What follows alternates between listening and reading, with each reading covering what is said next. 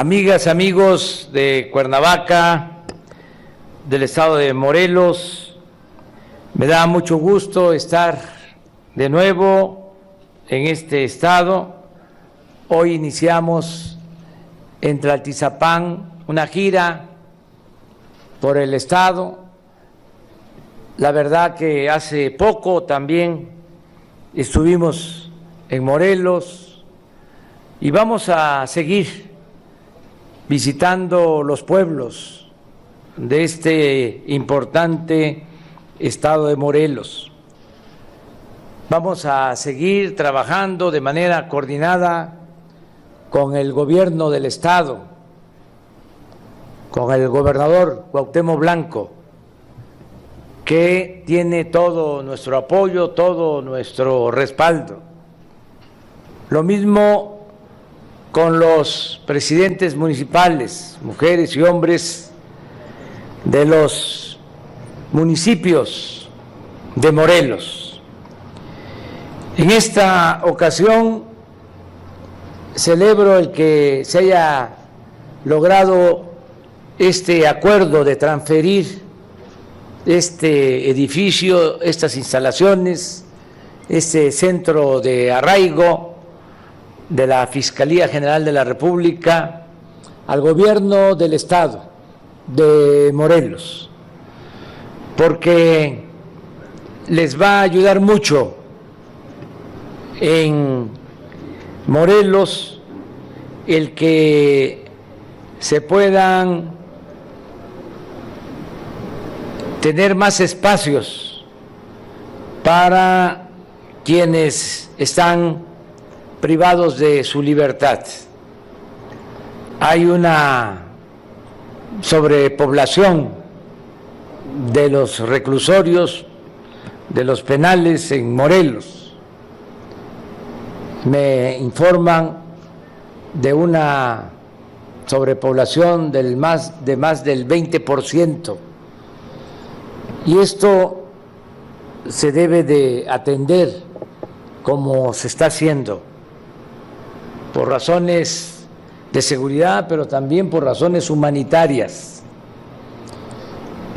Tenemos que garantizar que los reos, los presos, tengan condiciones mínimas para cumplir con sus condenas, con los castigos que les han impuesto los jueces. Por eso va a ayudar mucho el tener estas 800 celdas con un sistema bastante moderno de vigilancia, con cámaras, con comodidades para los familiares que puedan venir a visitar a los reclusos. Esto es importante. Desde luego, lo ideal sería no tener cárceles o ir convirtiendo las cárceles en escuelas, pero se tiene que hacer en tanto no logremos una sociedad mejor, que ese es el ideal, el que podamos lograr la paz y la tranquilidad en nuestro país, que no haya violencia. Es un proceso que se ha iniciado,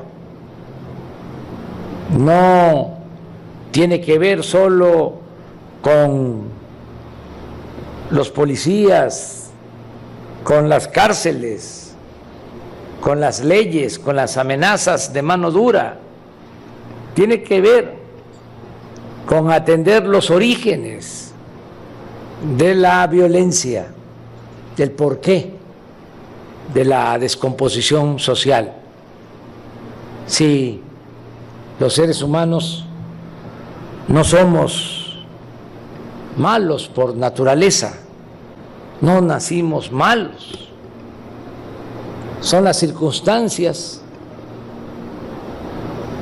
las que llevan a algunos a tomar el camino de las conductas antisociales, no es de nacimiento. Entonces, si cambiamos las circunstancias, podemos formar a buenos ciudadanos. Yo siempre he sostenido que solo siendo buenos podemos ser felices.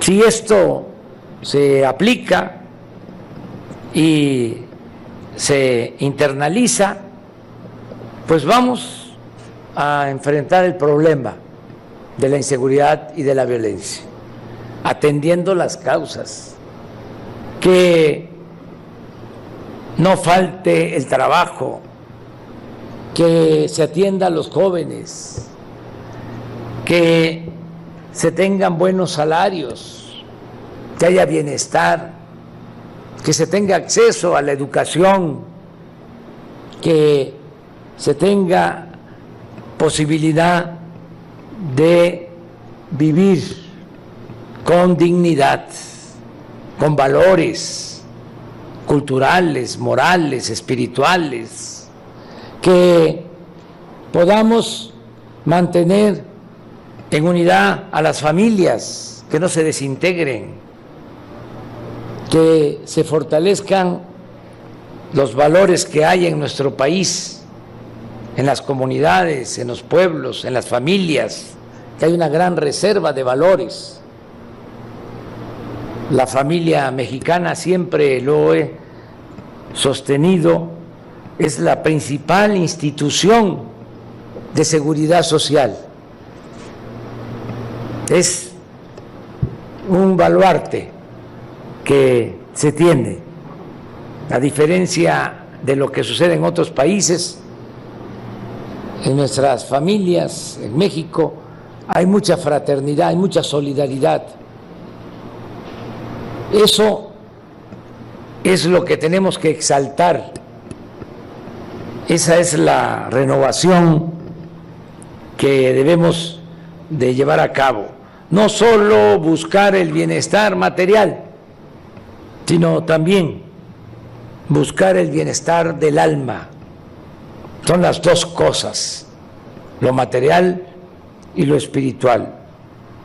Nos va a llevar tiempo lograr una sociedad mejor, pero ese es el propósito, el avanzar, para que nadie se vea orillado, obligado a tomar el camino de las conductas antisociales, que los jóvenes no sean enganchados por las bandas, por el crimen organizado, que los jóvenes sean atraídos por nosotros, que se les ofrezcan, como está sucediendo, posibilidades de trabajo, de estudio.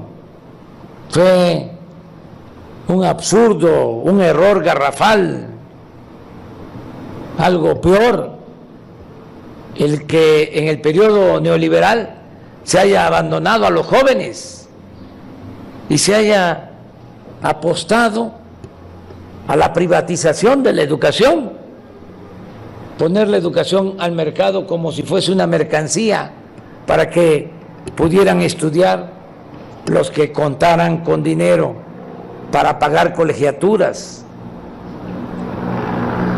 Una barbaridad. Jóvenes que presentaban 1, 2, 3 veces examen para ingresar a las universidades y eran rechazados, con la mentira de que no pasaban el examen de admisión, cuando lo cierto es que no había presupuesto para las universidades públicas, no había cupo, no había espacios. Entonces, en la medida que se atiendan las causas, vamos a poder resolver el grave problema de la inseguridad y de la violencia. Y en ese camino vamos, estamos haciendo un gran esfuerzo con ese propósito y contamos con el apoyo de otras instituciones del Estado mexicano. Desde luego contamos con el apoyo de la Secretaría de Seguridad Pública, que encabeza Alfonso Durazo, que ya va a dejar la Secretaría. Todavía estamos viendo si lo convencemos, pero es muy importante también lo que va a tener como misión. Además, somos respetuosos de esa decisión y queremos mucho, estimamos mucho a Alfonso, porque es una gente con principios, una gente honesta. Hemos contado con el apoyo también de las Fuerzas Armadas. Eso ha sido fundamental, el contar con la Secretaría de Marina, que está ayudándonos sobre todo para poner orden en las costas, en los litorales, en los puertos, porque ahora que creció mucho el comercio con Asia, la mayor parte del intercambio comercial se hace a través de los puertos y tenemos que cuidar los puertos. Y qué mejor que la Marina, qué mejor que la Secretaría encargada de vigilar las costas litorales y los puertos de México. Ayer ya se aprobó una reforma para que la Secretaría de Marina se haga cargo de la operación de los puertos del país. Es una reforma importante. Habían quienes se oponían, como siempre, pero al final se logró la aprobación de esta reforma. Nada más imaginemos un puerto como Manzanillo, en Colima, cómo se administra, cómo se opera, si no se tiene el apoyo de una corporación como la Secretaría de Marina. Baste decir que Colima, a pesar de que es un estado territorialmente pequeño, es el estado con más homicidios en el país. Y no es por el estado de Colima, es básicamente por Manzanillo, por el puerto. Y la amenaza en los puertos era, para decirlo en los términos porfiristas, era plata o plomo, era corrupción o muerte. Y para eso se necesitaba que nos ayudara para enfrentar ese desafío la Secretaría de Marina. Lo mismo en el caso de la Secretaría de la Defensa Nacional, que es una institución fundamental, es un pilar del Estado mexicano. Los soldados de México, el ejército que surge del movimiento revolucionario. Hoy en la mañana en Palacio le preguntaba a un soldado de dónde era. me decía, de un pueblo de Oaxaca que tengo la dicha de conocer, y también a una mujer del ejército, un oficial, preguntaba de dónde, era de la Costa Chica, de San Marcos, de Guerrero. Los soldados son pueblo uniformado, hijos de campesinos, hijos de obreros, hijos de comerciantes, hijos de militares. No olvidar que el ejército mexicano surge cuando Victoriano Huerta traiciona y asesinan al presidente Francisco I. Madero.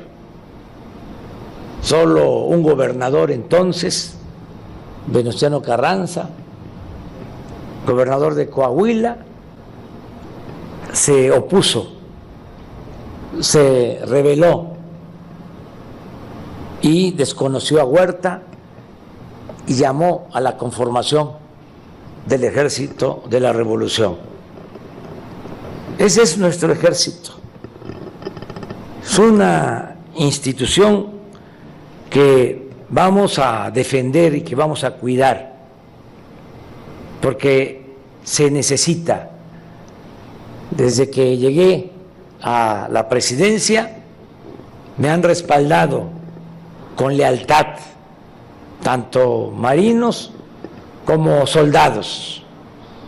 En el caso del ejército nos han ayudado en la formación de la Guardia Nacional, que esa fue una reforma constitucional también muy importante, trascendente, porque no se permitía ni a la Marina ni al Ejército legalmente, constitucionalmente, hacer labor de seguridad pública.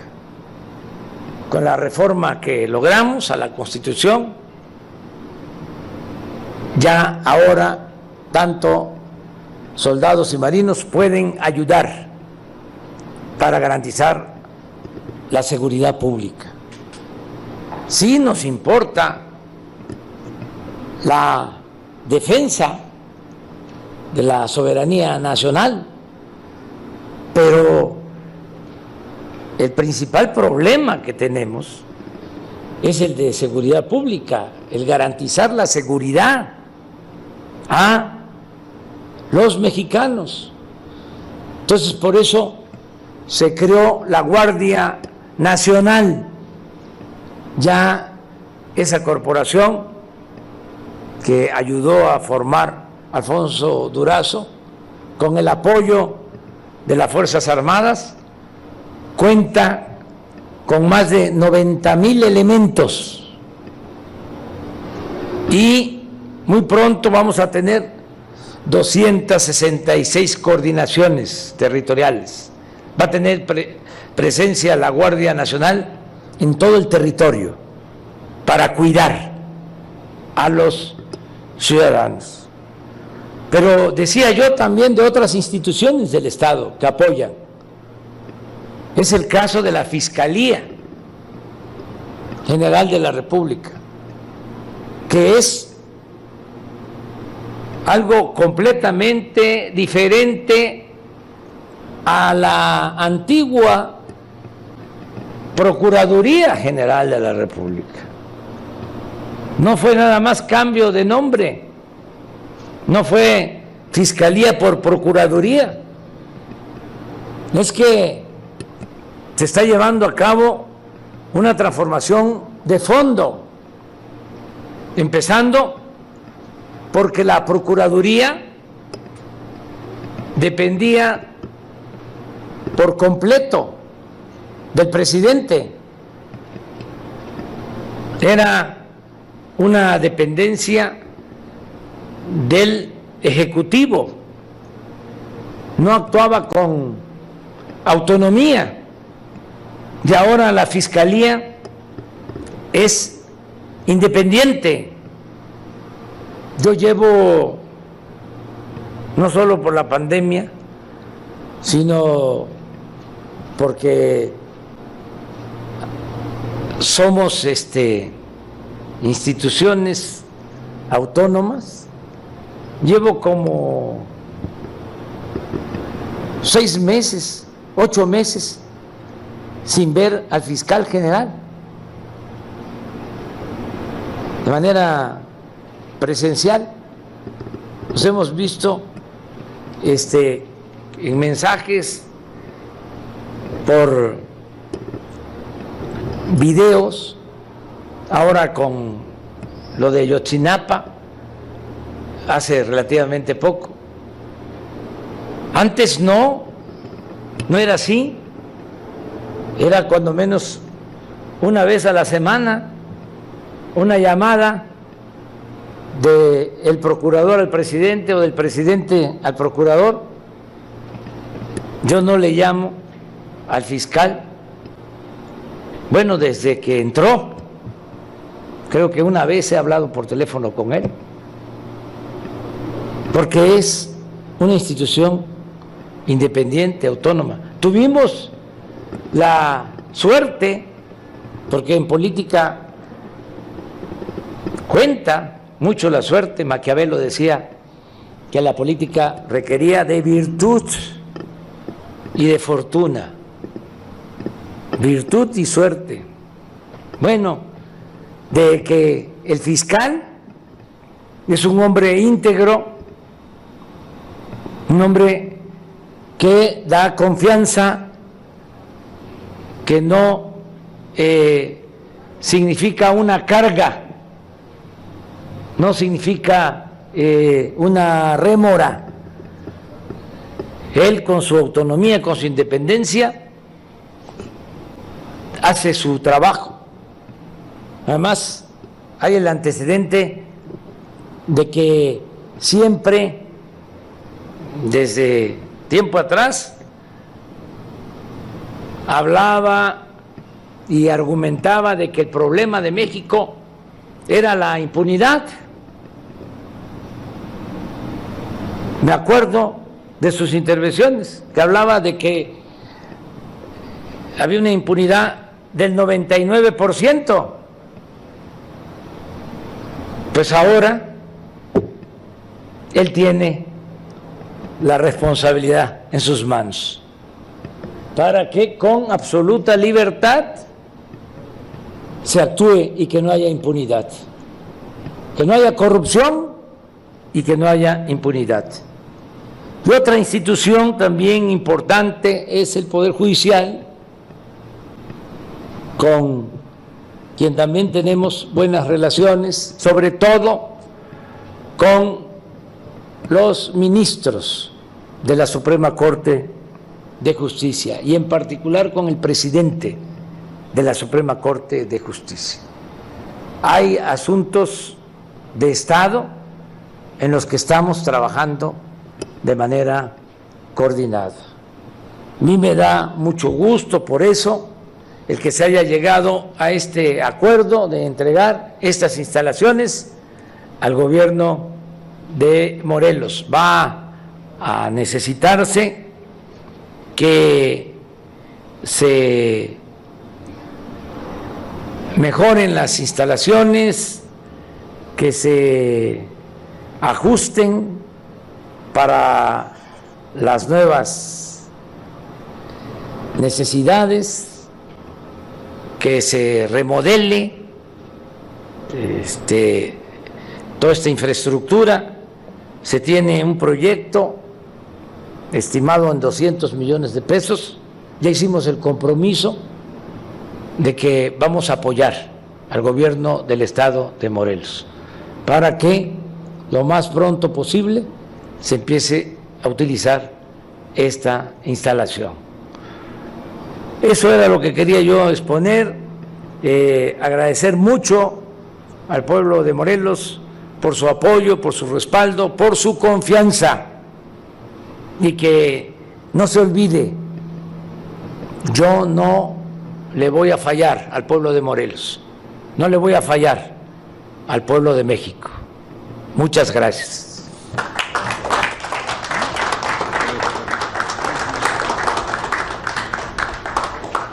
En estos momentos, el gobernador constitucional del Estado de Morelos y el coordinador de Planeación y Administración de la Fiscalía General de la República realizarán la firma del convenio para la transferencia del Centro Nacional de Arraigo al gobierno del Estado de Morelos. Asimismo, invitamos al presidente constitucional de los Estados Unidos mexicanos, licenciado Andrés Manuel López Obrador, a firmar como testigo de honor.